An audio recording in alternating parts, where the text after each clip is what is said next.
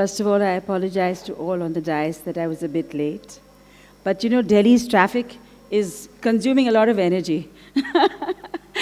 Let's look at the brighter side of it.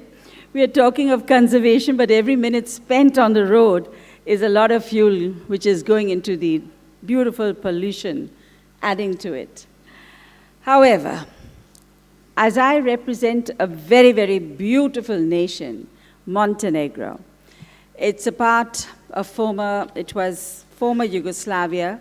It has the Adriatic Sea, and it has beautiful mountains, the Dinaric Alps, which end in Montenegro. So, as I would say, कुदरत ने उसको एक ऐसा जहाँ बनाया है, जहाँ पे सब स्वागत हैं. In fact, solar energy, we are taking up in a very big way, and we are doing everything to put carbon under control, to bring in that zero carbon footprint. A nation can only manage to do it when the people arise and awake and are alert on every small energy they waste. And that's what Montenegro spells out. As a nation, the people have risen to the fact that we have to make it the best tourist destination in the world. Fortunately for me, I have been a part of that long travel. And when I say I have been a part of that long travel, it happens that I was the head of mission of Montenegro in 2008, when both the presidents, President of India and the President of Montenegro, decided on my nomenclature. It was a task given to me to bring Montenegro onto that heights after its separation from Serbia, to be known as the best tourist destination in the world. Yes, over these 18 years, we've done it. It has become one of the 5th nations in the world, known for its beauty and zero carbon footprint almost as it is. And why? Because energy, thank you for that. But I hope it inspires the Indian people also to drive a nation through democracy. And why? Because our president was very strict. He was young, energetic, known as the Gandhi of the area, and he made sure that our buildings were not high-rise. Perhaps you've not touched on these topics, but this leads to a very big conservation. His whole idea was that from the sea, you can see the mountains, and do not block those mountains by high-rise buildings of 40, 50 stories. So naturally, the pollution is going to come down because every unit you spent of energy is going into that air. And when it goes into the air, it makes it, as you all know, polluted. When I reflect as an Indian, as a consumer activist, we always looked at the fact that there should be many trees in Delhi. But unfortunately, those trees were cut down to give space for buildings. When I was talking to people who live in buildings, I said, how much of carbon emission are you a part of? They said, first we had bungalows, then we had 2 stories, and now we have 40 stories. And now perhaps even more in Delhi and Gurgaon and Noida. So we are encircled with an energy cycle where we're going to have to generate more and create more and more pollution and poison for the people. So a revolutionary way was to go into solar panels. And when I decided myself to set an example, I set up a solar panel unit on the Consul General's office of Montenegro, and it was about 10 kilowatts. But then what did I find? I found my bills were coming high. I realized the infrastructure in India was not suited for it. Our lines going underground and overground were all tapped. In different ways, neutral fell, earthing happened, different things were happening around. In a place like Greater Kailash, where people are supposed to be educated and should have been ones up in arms to take on the solar revolution into the future. But unfortunately, most of the businessmen do not look at it as a personal or a national problem. They look upon it as a bill I can pay through corruption and get away with it. So these are characteristics of a particular type of mold we're in. No matter how much we work on those fuel emissions, it is the character of the nation which is going to hold it.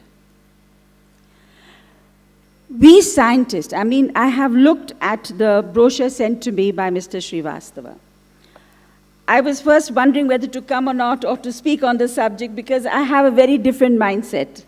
Being an international personality and contributing massively to the international arena, whether it is Yugoslavia, making sure that they were on the road to peace, Macedonia or Montenegro, and now, of course, I'm doing it with many other nations, trying to bring in peace at a different level.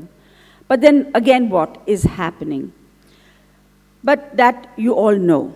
However, energy and environment is a repeated theme out here. And when we see, I just heard your speech, sir. And in that speech, it was a very important thing he was talking about. And that would lead to deforestation. We had to take care of deforestation. Many things are interwoven. Fortunately, I worked on the environment board with the Honorable former Cabinet Minister, Suresh Prabhu. And we ran a whole thing on bamboo mission and things like that, and we got it sorted out for India. But what I'm looking at, this has to be a national effort. And I'm so glad this forum you've created, World Petroleum Technology Hydrogen Energy Summit, and the world's future fuel. This is where the trump card lies. Why? Because hydrogen is very important. But then again, we have to come to infrastructure, we have to come to distances people travel, we have to come to revolution in technology of the very infrastructure we have. So I am glad that all of you have actually worked on the topic and are trying your best. But then you must not be failed by other departments. You see, the power sector is a very, very vibrant sector and can change the whole nation's theory. I remember once, way back, there was a big coal mafia in Dhanbad. And we had this plant in Badarpur or something, here in Delhi. A long time back, I'm talking about the 80s and 90s. And they could be held ransom by that particular coal mafia. One day I remember I talked to people like Arun Nehru and said, what's happening? And then they told me about what is happening in the country. But then now I've grown over that phase and I'm looking at the new energy cycles which are coming up. But again, we have to look very seriously, very, very serious. जब मैं कहती हूँ इस बात को क्योंकि आप लोग इतना मेहनत करते हैं, उस मेहनत का एक जो आपका पसीना निकलता है उस रिपोर्ट को बनाने में वो मुझे पता है। और जब आप वो पसीना बहाते हैं तो आप भी चाहते हैं कि उसका एंड जो हो हमारे पर पोता तक चले।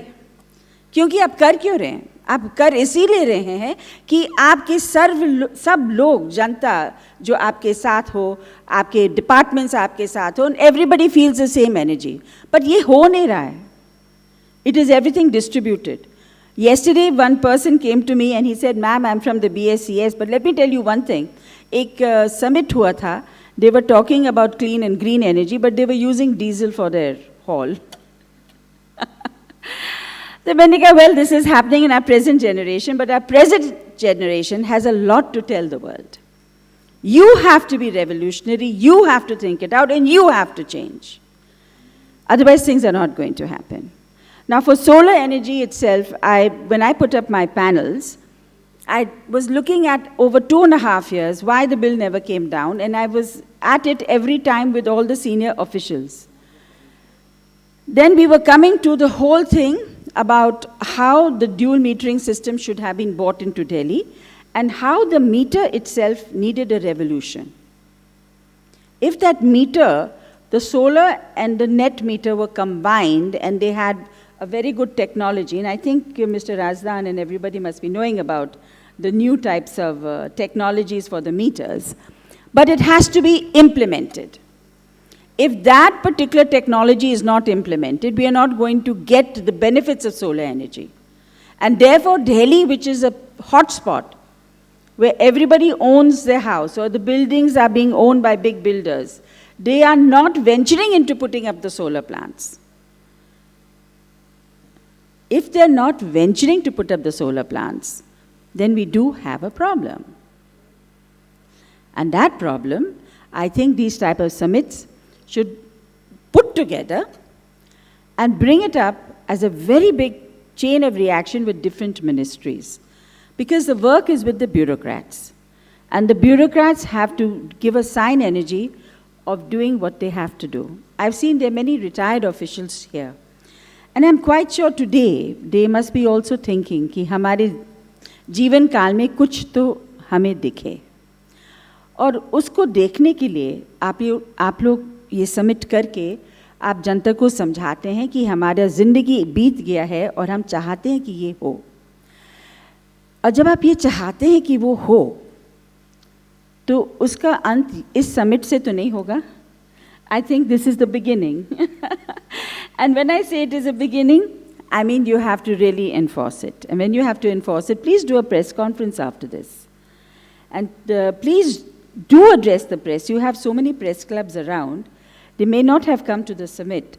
But if you do address them and say, this is our findings through this, and this is what we want to do, I'm quite sure you will feel the energy for the work to be done.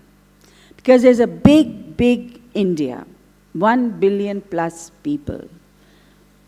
If you go into the interior still today, perhaps they don't have the benefit of very good energy, but they do have the benefit of the local energy, of the various biofuels also. You know, my Nana, in 1923, he invented that Gobar gas plant as an ICS officer. And as an ICS officer, Mr. Jagdishwar Nigam, my grandfather, he used to go from village to village and used to tell the people how to light the lamp. He was a scientist also. And people actually started calling him Devta because he brought light to the house, light to the chula. Us time se ab tak, that could have been the very big source of energy. Today, when we are facing the fuel crisis, I was talking to the people who run the movement of Gobar gas. And they said we don't even have the hands to collect it. Can you imagine the depth of the problem in our nation? How to do it? And yet from the same district of my grandfather Moranipur, in Jhansi, you won't believe it, there is a group of 10,000 women who've got together. They started with 1,000 rupees, then 2,000, now 10,000 women together. You can imagine how much money. And they are making cattle feed. You just have to energize people. And if you tell them about the Gobar gas plants and how to use it, you have your answers in these pockets. When you have your answer already lying in front of you, it needs coordination. Coordination agar ho jata hai, so then you will find this whole summit will be bubbling. You would have your doors and corridors filled with people because they have so much to take away. This is how a summit should look like. People bubbling with energy, standing, wanting to gate crash. What can I take away? Can I take away a solar unit from here? Can I take away Mr. Razdan's ideas? Can I take away his ideas? We need it. We need to know. We have to have the knowledge. और तब जाके मज़ा आता है कि ये conference में ऐसी चीज़ हमने कहा है कि लोगों ने अपने घर घर में दीप जला लिया. And that is what I was looking forward to, and I'm quite sure you must have had a very busy day. The conference is going on. Many speakers have come. Many of you have got energized, and many of you are going to have a lovely takeaway. And I'm glad that you are going to connect with my nation, a beautiful nation called Montenegro, who's done it, who showed the people the way in Europe. Can you imagine the whole of European Union takes a holiday in Montenegro? We have our forest, we have our deep sea diving. Why do they take it? Because we as a nation have worked towards the actual, factual, spiritual way of energy conservation and using energy solutions to the best of the ability, not only of the nation, but to the world. And why to the world? Because we are the melting pot for tourism. So with these words, I would like to inspirationally touch your hearts and hope to transform you into that generation of happiness which we all look forward to with great energy to bring in a great change. Are we all together? Good, here we are. Thank you very much.